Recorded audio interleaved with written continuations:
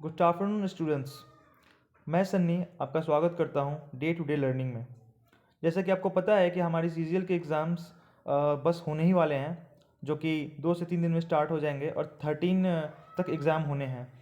तो हम इसी के लिए हमने ये आपके लिए बेस्ट 50 एमसीक्यूज़ बनाए हैं, जो कि एक सीरीज़ है जो आपको अब डेली मिलेंगे। और इसी के साथ ये 50 एमसीक्यूज़ मेरी कोशिश है कि आपको इसमें से ज़रूर 5 से 10 क्वेश्चंस हर सीरीज से आपको मिलेंगे। तो चलिए स्टार्ट करते हैं। फर्स्ट क्वेश्चन है, भारत के संविधान को बनाने वाली संविधान सभा में कितनी महिला सदस्य थीं? ऑप्शंस हैं 10, 12, 15, 14। तो बताएं क्या हो सकता है? इसका आंसर है 15। इसके स्पेशल फैक्ट्स हैं जो कि हम इसके साथ देंगे, जो आपको बेनिफिशियल होंगे। इस पर भी आप ध्यान ज़रूर दीजिएगा। इसमें टोटल सदस्य थे 389, जो कि बंटवारे के बाद 299 हो गए थे। इसको बनाने में कुल समय लगा था 2 साल 11 महीना और 17 दिन। चलिए आगे बढ़ते हैं। नेक्स्ट क्वेश्चन है, बच्चों को मुफ्त और अनिवार्य शिक्षा का अधिकार अधिनियम 2009 संसद का एक अधिनियम है जो लागू हुआ। तो बताएं कब लागू हुआ था? ऑप्शंस हैं 2012, 2011, 2010 या 2009। आंसर है 2010। ये जो शिक्षा का अधिनियम था, ये 86वां शिक्षा अधिनियम था जो कि 2002 में आया था। और आर्टिकल 21A से इसको लागू किया, जिसमें 6 से 14 वर्ष बच्चों को निःशुल्क शिक्षा देने की बात कही गई। नेक्स्ट क्वेश्चन है, पर्वतों के संबंध में निम्नलिखित में से कौन सा कथन सही है? ए, पर्वतों को एक रेखा में व्यवस्थित किया जा सकता है जिसके श्रेणी कहते हैं। 2, भारत में अरावली श्रेणी दुनिया की सबसे पुरानी वलय पर्वत प्रणालियों में से एक है। 3, दक्षिण अमेरिका में माउंट किलिमंजारो ज्वालामुखी पर्वत का एक उदाहरण है। तो बताएं इसमें क्या हो सकता है?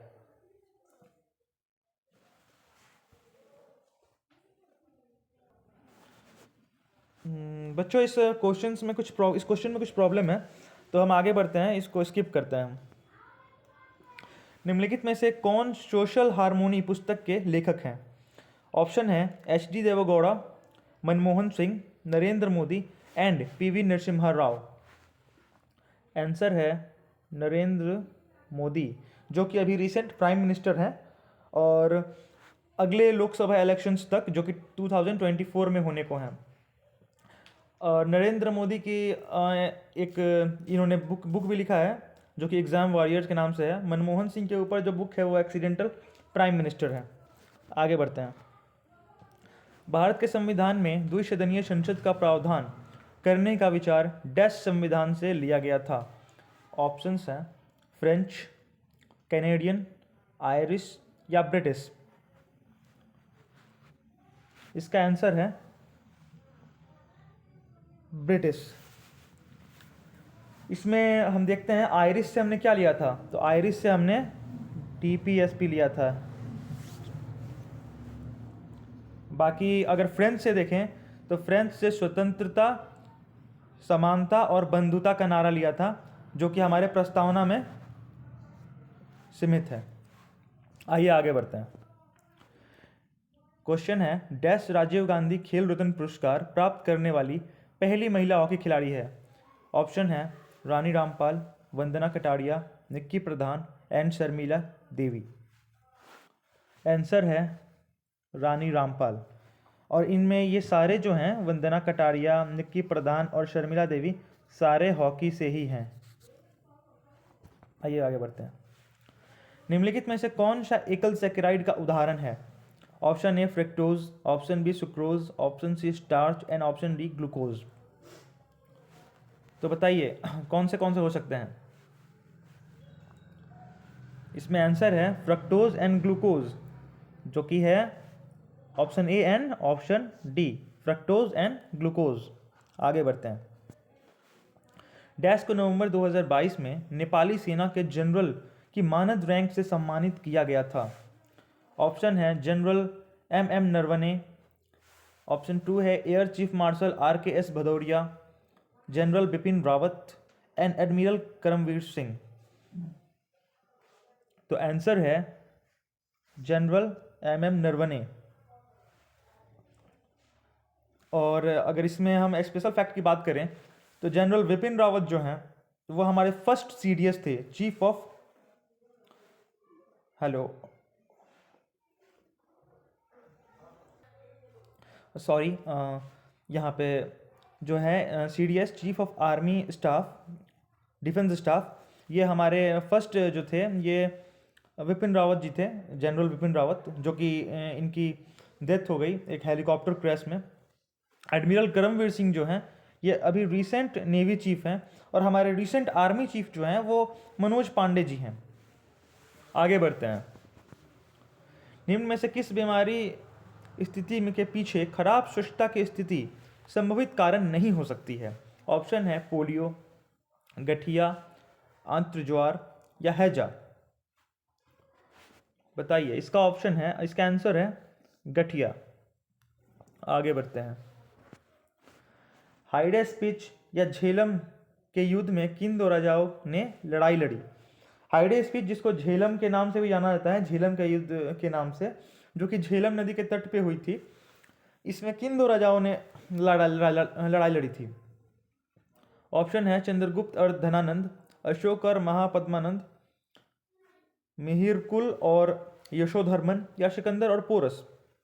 आपका आंसर है सिकंदर एंड पोरस।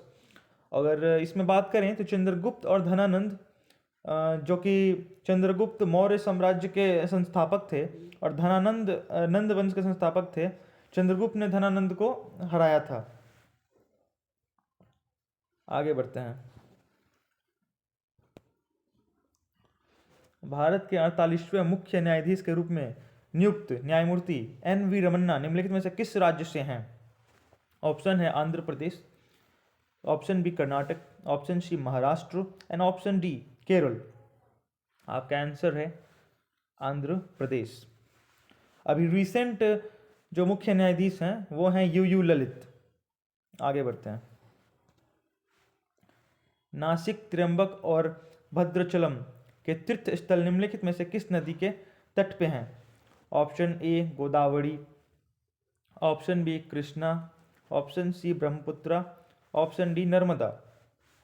तो बताइए, इसका आंसर है गोदावरी। सॉरी। किस बैंक को अंतिम उपाय का ऋणदाता कहा जाता है? ऑप्शन ए केंद्रीय बैंक, जो कि रिजर्व बैंक भी जिसको कहते हैं, ऑप्शन बी विश्व bank, world bank, option C राजकीय bank, option D Dena bank. इसका आंसर होगा केंद्रीय बैंक, जिसे हम आरबीआई भी कहते हैं। चलिए आगे बढ़ते हैं। जल का फ्लोरीकरण जो कि सार्वजनिक जल आपूर्ति के लिए फ्लोराइड का नियंत्रित संयोजन है, क्यों किया जाता है? ऑप्शन ए नेत्र रोग से बचाव के लिए, ऑप्शन बी विटामिन की कमी को रोकने के लिए, ऑप्शन सी दांतों की सड़न को रोकने के लिए, या ऑप्शन डी अस्थि रोग को रोकने के लिए। इसका आंसर है दांतों को सड़न को रोकने के लिए। आगे बढ़ते हैं। सिद्धेंद्र योगी के प्रयासों ने डैश नामक नृत्य शैली को गौरवान्वित किया था? Option A Mohiniyattam, option B Kathakali, option C Bharatanatyam and option D Kuchipudi. तो बताइए, इसका आंसर होगा कुचिपुड़ी। इसमें कथकली केरल से है, भारतनाट्यम तमिलनाडु से है, मोहिनीअट्टम बताइए आंध्र प्रदेश से है।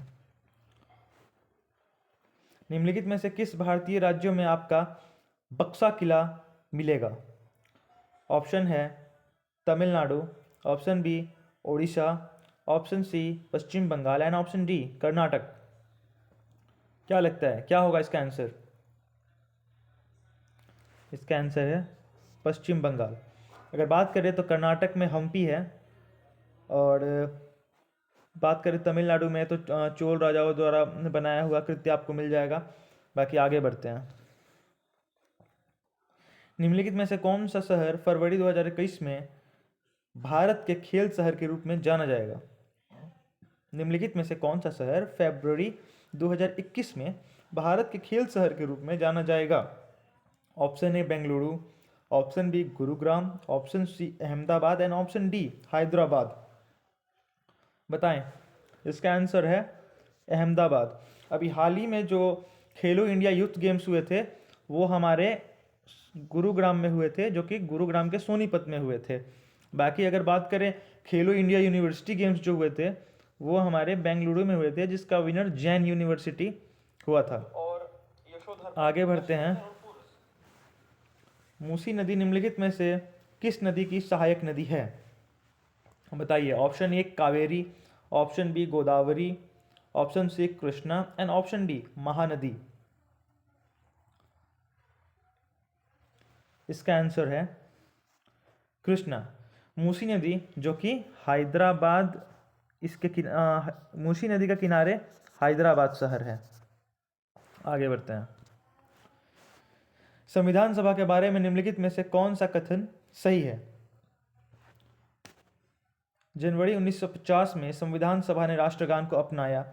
जनवरी 1948 में संविधान सभा ने राष्ट्रगीत को अपनाया। जुलाई 1949 में भारतीय संविधान सभा ने राष्ट्रीय ध्वज को अपनाया। या मई 1947 में संविधान सभा ने राष्ट्रमंडल की भारत की सदस्यता को पुष्टि की। इसका आंसर के बारे में बात करें तो जनवरी 1950 में संविधान सभा ने राष्ट्रगान को अपनाया था। बाकी अगर इसको देखें अगर हम, तो जनवरी 1948 में संविधान सभा ने राष्ट्रगीत को अपनाया, ये ऑप्शन गलत है। इसका सही आंसर होगा जनवरी 1950 में संविधान सभा ने राष्ट्रगीत को अपनाया, साथ में राष्ट्रगान को भी उसी टाइम 1950 में ही अपनाया गया था। जुलाई 1949 में भारतीय संविधान ने राष्ट्रीय ध्वज को अपनाया, ये भी ऑप्शन गलत है। ये 1947 में अपनाया गया था। बाकी आगे बढ़ते हैं। अथर्ववेद डैश खंडों का एक संग्रह है?